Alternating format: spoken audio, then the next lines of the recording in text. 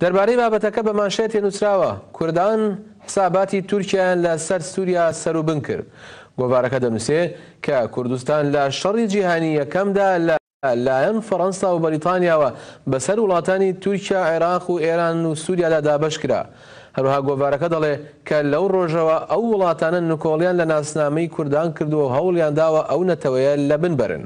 بەپێی هەواڵی گۆڤاری تایم، کوردان دوای ئەوەی لە سەرەتای نەوەتەکانی سەدەی ڕابردوو لە باشووری کوردستان ستاتوویەکیان بەدەستخست، ڕەوشی ئێستای ڕۆژاوای کوردستانیش هەلێکی تری 100 ساڵی ڕەخساندووە بۆ ئازادکردنی پارچەیەکی دیکەی کوردستان. گۆڤارەکە سەرنج ڕادەکێشێتە سەر ڕەوشی ئارام و ئاسایشی ڕۆژئاوای کوردستان و هەوڵدانەکانی لیژنەی باڵای کوردان کە بۆ خۆبەڕێوەبەری دیموکراتی لە ڕۆژئاوا ساز کراون.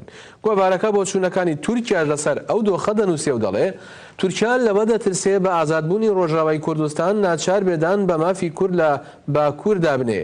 گۆڤاری تایم بەبیر دێنێتەوە کە لەم دواییەدا لە تورکیا هەزاران سیاسەتمەداری کورد لەلایەن دەوڵەتی تورکەوە دەستگیر کراون و جێگەیەکی تایبەت دەداتە چالاکی ئەم دواییەی پەگەکەش لە شەمزینان.